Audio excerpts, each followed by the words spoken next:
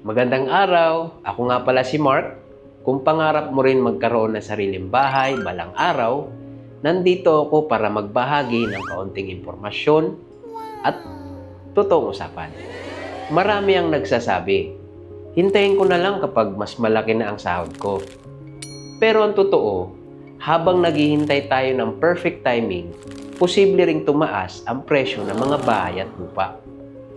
Hindi ibig sabihin nito, kailangan mo nang bumili agad. Ang mahalaga, magsimula ang maghanda ngayon. Alamin ang budget mo, unawain kung paano gumagana ang reservation fee, down payment, at monthly amortization. Kapag dumating na ang tamang pagkakataon, handa ka nang gumawa ng tamang desisyon. Kung gusto mo ng kaunting impormasyon tungkol sa pagbili ng bahay, i-follow mo lang ito. At kung may tanong ka, i-comment mo lang. Masaya akong makatulong.